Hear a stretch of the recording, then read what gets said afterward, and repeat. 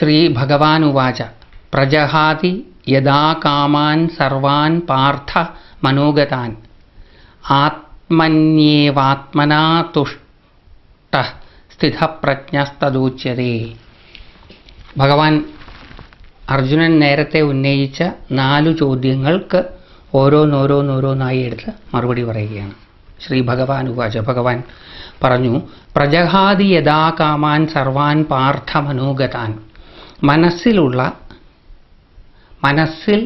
വളരെ ആഴത്തിൽ പതിച്ചിട്ടുള്ള ആഗ്രഹങ്ങളെ ഏതൊരാളാണോ പ്രജഹാതി ഇല്ലാതെയാക്കുന്നത്, ഏതൊരാളാണോ ആത്മന്യേവാത്മനാ തുഷ്ട, ആത്മാവിൽ തന്നെ ആത്മാവുകൊണ്ട് തുഷ്ടനായിരിക്കുന്നത്, അലയോ പാർത്ഥ, ആ ആളെയാണ് സ്ഥിതപ്രജ്ഞൻ എന്ന് പറയുന്നത്.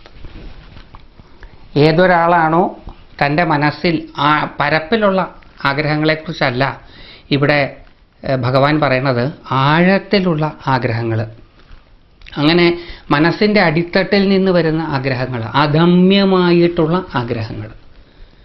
അദമ്യമായിട്ടുള്ള ആഗ്രഹങ്ങളെ ഏതൊരാളാണോ ഉപേക്ഷിച്ചിട്ടുള്ളത്, എപ്പോഴാണ് അദമ്യമായിട്ടുള്ള ആഗ്രഹങ്ങളെ ഒരാൾക്ക് ഉപേക്ഷിക്കാൻ സാധിക്കുക? തൻ്റെ പൂർണ്ണത മനസ്സിലാക്കി കഴിയുമ്പോൾ. താൻ തന്നെയാണ് പലതായി തീർന്നത് എന്ന് തിരിച്ചറിയുന്ന ഒരാൾക്ക് ഇതിലേതെങ്കിലും ഒന്ന് പ്രത്യേകിച്ച് വേണമെന്ന് തോന്നുകയില്ല. ആ ആളെയാണ് ഇവിടെ ഉദ്ദേശിക്കുന്നത്. ആ ആള് എങ്ങനെയുള്ള ആളായിരിക്കും?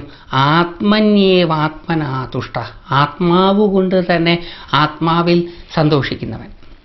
ആത്മാവ് കൊണ്ട് ആത്മാവിൽ സന്തോഷിക്കുക എന്ന് പറഞ്ഞാൽ എന്താ അർത്ഥം? നമുക്ക് 2 ആത്മാവുണ്ട് എന്നല്ലേ ഇത് സൂചിപ്പിക്കുന്നത്? അതെ, ഒന്ന് തന്നെ 2 ആയിട്ടിരിക്കുന്നത്.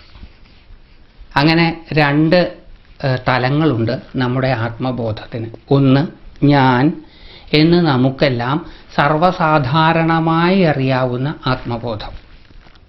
മറ്റൊന്ന് എന്നെ അറിയുന്ന ഞാൻ എന്ന ഒരു ബോധം. നമുക്ക് ഈ 2 ബോധവുമുണ്ട്. രണ്ടാമത്തെ ആ ബോധത്തെക്കുറിച്ച് നമ്മൾ അത്ര കണ്ട് പരിചിതരല്ല എന്ന് മാത്രമേ ഉള്ളൂ. ഏതൊരു ബോധം കൊണ്ടാണോ ഞാൻ ഉണ്ട് എന്ന് എനിക്കറിയാവുന്നത്, അതും എൻ്റെ ബോധം തന്നെയാണ്. അതുകൊണ്ട് ആത്മന്യേവാത്മനാ തുഷ്ട, ആത്മാവ് കൊണ്ട് ആത്മാവിൽ സന്തോഷിക്കുക എന്ന് പറഞ്ഞാൽ ഞാൻ എന്നെക്കുറിച്ചുള്ള ബോധത്തിൽ സന്തോഷിക്കുന്നു. ഞാൻ എന്നെക്കുറിച്ചിട്ടുള്ള ബോധത്തിൽ ലീനനായിരിക്കുന്നു. സെൽഫും ആ സെൽഫിനെ കുറിച്ചിട്ടുള്ള അവയർനെസ്സും, സെൽഫ് അവയർനെസ്സിൽ സന്തോഷിക്കുന്നു. തന്നെക്കുറിച്ചിട്ടുള്ള ബോധത്താൽ താൻ സന്തോഷിക്കുന്നു എന്ന് പറഞ്ഞാൽ താൻ എന്തൊക്കെ ചെയ്യുന്നുവോ അതെല്ലാം ആ തിരിച്ചറിവിനകത്താണുള്ളത് എന്നറിയുന്നവനാരോ അവൻ തുഷ്ടൻ. ആ ആളെയാണ് അലയോ പാർത്ഥ, അർജുന, സ്ഥിതപ്രജ്ഞൻ, സ്ഥിതമായ, ഒരിക്കലും ഇളക്കമില്ലാത്തതായ പ്രജ്ഞയോട് കൂടിയവൻ എന്ന് പറയുന്നത്. പ്രജ്ഞ പ്രകർഷേണയുള്ള ജ്ഞാനം, വിശേഷമായിട്ടുള്ള അറിവ്. ഈ വിശേഷമായിട്ടുള്ള അറിവ് വാസ്തവത്തിൽ സാമാന്യമായിട്ടുള്ള അറിവാണ്. എന്താണ് ആ സാമാന്യമായിട്ടുള്ളത്? എല്ലാത്തിലും ഈ ബോധം തന്നെയാണ് എന്നറിവ്. ഇപ്പം നമ്മൾ ഓരോരുത്തരും വിശേഷങ്ങളാണ്. നമുക്ക് ഓരോരുത്തർക്കും ഞാൻ എന്ന ബോധമുണ്ട്. ആ അറിവല്ല ഇവിടെ ഉദ്ദേശിക്കുന്നത്. ഇവിടെ സാമാന്യമായിട്ടുള്ള, നമ്മൾ എല്ലാവരും കൂടി ഏത് ബോധത്തിനകത്താണോ, ഏത് ജ്ഞാനത്തിനകത്താണോ, ഏതൊരറിവിനകത്താണോ ആ അറിവ്, അത് പ്രജ്ഞ, പ്രകർഷേണയുള്ള ജ്ഞാനം. അത് വിശേഷമായിട്ടുള്ളതാണ്, എന്നാൽ സാമാന്യമാണ്. നമുക്ക് ഓരോരുത്തർക്കും നമ്മളെ പറ്റിയിട്ടുള്ള അറിവ് അത് വിശേഷമായിട്ടുള്ളതാണ്. കാരണം നമ്മൾ ഓരോരുത്തരും വിശേഷങ്ങളാണ്. പക്ഷേ ഈ വിശേഷങ്ങളായിട്ടുള്ള നമുക്ക് നമ്മളെക്കുറിച്ചിട്ടുള്ള അറിവ് അത് സാമാന്യം. ഇപ്പം രണ്ടും അവിടെ എടുക്കാം. നമ്മൾ ഓരോരുത്തരും വിശേഷങ്ങളാണ്, അതിനുള്ള സാമാന്യമായിട്ടുള്ള അറിവ്. ആ അറിവല്ല ഇവിടെ പറയണത്. എല്ലാത്തിനെയും കുറിച്ചറിയുന്ന അറിവ്, പ്രജ്ഞ, അത് വിശേഷമാണ്, അതേസമയം സാമാന്യവും ആണ്. അഭിനവഗുപ്തപാദരുടെ വ്യാഖ്യാനം: സ്ഥിതാ രൂഢാ പ്രജ്ഞാ യസ്യ. ബഹുവ്രീഹി സമാസമാണ്.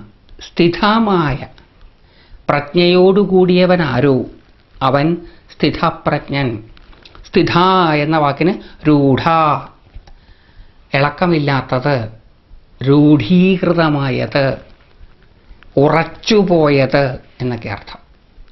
ഏതൊരാളുടെ പ്രജ്ഞയാണോ സ്ഥിരമായിട്ടുള്ളത്, ഇളക്കമില്ലാത്തതായി നിൽക്കുന്നത്, ആ ആള് സ്ഥിതപ്രജ്ഞ.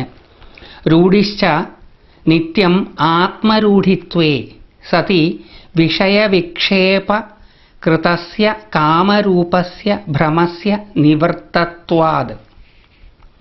എന്താണ് ഈ രൂഢി എന്നുകൊണ്ട് ഉദ്ദേശിക്കുന്നത്? അത് നിത്യമായിട്ടുള്ള, എല്ലായ്പ്പോഴും എല്ലാത്തിലുമുള്ള ആത്മാവിൽ, ബോധത്തിൽ സ്ഥിരതയാണ് ഉദ്ദേശിക്കുന്നത്. അതാണ് രൂഢി എന്നുകൊണ്ട് ഉദ്ദേശിക്കുന്നത്. നിത്യമായിട്ടുള്ള ആത്മബോധത്തിൽ ഇളകാതെയുള്ള നിൽക്കൽ. ഇളക്കം എന്ന് പറഞ്ഞാൽ എന്താ? വിഷയവിക്ഷേപകൃതസ്യ കാമരൂപസ്യ ഭ്രമസ്യ, അതാണ് ഇളക്കം. ഇളക്കം എന്ന് പറയുന്നത് ആഗ്രഹങ്ങളുടെ ഭ്രമം ഉണ്ടാക്കുന്നതാണ്. ആഗ്രഹങ്ങൾ ഭ്രമിപ്പിക്കുമ്പോൾ വിഷയങ്ങളിൽ വിക്ഷേപങ്ങൾ ഉണ്ടാകും, വിഷയവിക്ഷേപങ്ങൾ ഉണ്ടാകും. ആ ആത്മബോധത്തിൽ നിന്ന് നമ്മൾ വ്യതിചലിക്കും. അങ്ങനെ വിഷയവിക്ഷേപങ്ങൾ ഉണ്ടാകുമ്പോൾ നമ്മളുടെ മനസ്സ് ആഗ്രഹങ്ങളാൽ പലതും തേടുമ്പോൾ ഉള്ള ഭ്രമം, അതിൽ നിന്ന് ഏതൊരാളാണോ നിവർത്തനാകുന്നത് ആ ആളാണ് സ്ഥിതപ്രജ്ഞൻ. നമ്മൾ നേരത്തെയും അത് കേട്ടു.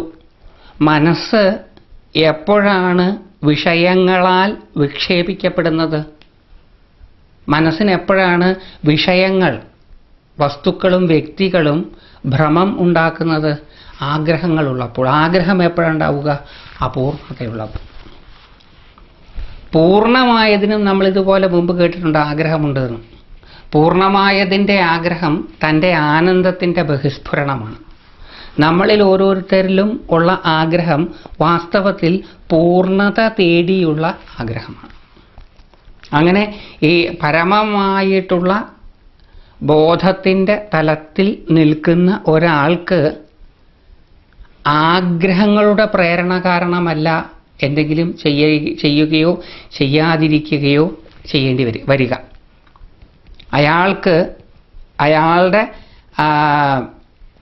ആഗ്രഹങ്ങളുടെ പൂർത്തീകരണത്തിന്, അങ്ങനെ ആഗ്രഹങ്ങളുടെ പൂർത്തീകരണത്തിന് വേണ്ടിയിട്ടായിരിക്കില്ല അയാൾ പ്രവർത്തിക്കുക. അയാളുടെ പ്രവർത്തനങ്ങളെല്ലാം തൻ്റെ അറിവിൻ്റെ പശ്ചാത്തലത്തിലുള്ള പ്രവർത്തനങ്ങളായിരിക്കും. നേരെ മറിച്ച് നമ്മുടെ ഓരോരുത്തരുടെയും പ്രവർത്തനം പൂർണ്ണത തേടിയുള്ള പ്രവർത്തനമാണ്. പൂർണ്ണത തേടിയുള്ള പ്രവർത്തനമായതുകൊണ്ട് അത് ഭ്രമം ഉണ്ടാക്കും. അത് കിട്ടിയാൽ സമാധാനം ഉണ്ടാവും, ഇത് കിട്ടിയാൽ സമാധാനം ഉണ്ടാവും, അങ്ങനെ ഭ്രമം ഉണ്ടാക്കും. ഏതൊരാളുടെ മനസ്സാണോ അങ്ങനെയുള്ള ഭ്രമങ്ങളിൽ നിന്നും മുഴുവനായിട്ടും വിട്ട് ആത്മബോധത്തിൽ രൂഢീകൃതമായിരിക്കുന്നത് ആ ആള്. യോഗിനോ യഃ സ്ഥിതപ്രജ്ഞ ശബ്ദോ അന്വർത്ഥ സ ചേത്തം യുക്ത ഇത്യേക പ്രശ്നവും നിർണീത. ആ സ്ഥിതപ്രജ്ഞനെയാണ് യോഗി. ആ യോഗിയെയാണ് സ്ഥിതപ്രജ്ഞൻ എന്ന് വിളിക്കുന്നത്. ഏതൊരു യോഗിയുടെ ബോധമാണോ നിത്യമായിട്ടുള്ള ആത്മബോധത്തിൽ ഉറച്ചു നിൽക്കുന്നത്, ഏതൊരാളാണോ തന്നിൽ നിന്ന് അന്യമായിട്ട് എന്തെങ്കിലുമുണ്ട് എന്ന് കരുതി അതിനെ തേടാത്തത്, ആ ആളെയാണ് സ്ഥിതപ്രജ്ഞൻ എന്ന് വിളിക്കുന്നത്. ആ ആളെ സംബന്ധിച്ചിടത്തോളം തനിക്ക് എന്ത് കിട്ടിയാലും അത് ആത്മബോധത്തിൻ്റെ ഒരു തലം മാത്രമാണ്. തനിക്ക് എന്ത് നഷ്ടപ്പെട്ടാലും അതും ആത്മബോധത്തിൻ്റെ ഒരു തലം മാത്രമാണ്. കാരണം തന്നിൽ നിന്ന് വ്യതിരിക്തമായിട്ട് ഈ പ്രപഞ്ചത്തിൽ യാതൊന്നും തന്നെ ഇല്ല എന്നറിയുന്നവനാരോ അവൻ നിത്യ ആത്മബോധരൂഢൻ. ആ യോഗിയെയാണ് സ്ഥിതപ്രജ്ഞൻ എന്ന് വിളിക്കുന്നത്. അതുകൊണ്ട് സ്ഥിതപ്രജ്ഞൻ എന്നുള്ള ശബ്ദം ഇവിടെ അന്വർത്ഥത്തിലാണ് പ്രയോഗിച്ചിട്ടുള്ളത്. വാക്കുകളെ എടുത്തിട്ട് അതിനെ വിശകലനം ചെയ്ത് വാക്കുകളിലൂടെ ഉണ്ടാകുന്ന അർത്ഥതലം. സ്ഥിതപ്രജ്ഞൻ എന്നുള്ള വാക്കിന് യോഗി എന്നുള്ളതാണ് അർത്ഥം. പക്ഷെ സ്ഥിതപ്രജ്ഞൻ എന്നതിലെ രണ്ട് പ്രധാന വാക്കുകൾ സ്ഥിതം, പ്രജ്ഞ.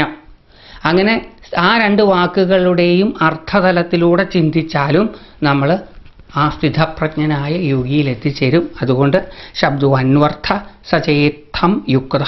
അതുകൊണ്ട് ഇവിടെ സ്ഥിതപ്രജ്ഞൻ എന്നുള്ള വാക്ക് അന്വർത്ഥത്തിലാണ്, അന്വയാർത്ഥത്തിലാണ് ഉപയോഗിച്ചിരിക്കുന്നത്. ഇത് ആദ്യത്തെ ചോദ്യത്തിൻ്റെ ഉത്തരം. അദ്ദേഹം ആദ്യം ചോദിച്ച ചോദ്യം എന്താണ്? സ്ഥിതപ്രജ്ഞസ്യ കാ ഭാഷ സമാധിസ്ഥസ്യ കേശവ എന്നാണ്. ആ ചോദ്യത്തിൻ്റെ ഉത്തരമാണ് ഭഗവാൻ ഇവിടെ കൊടുത്തത്.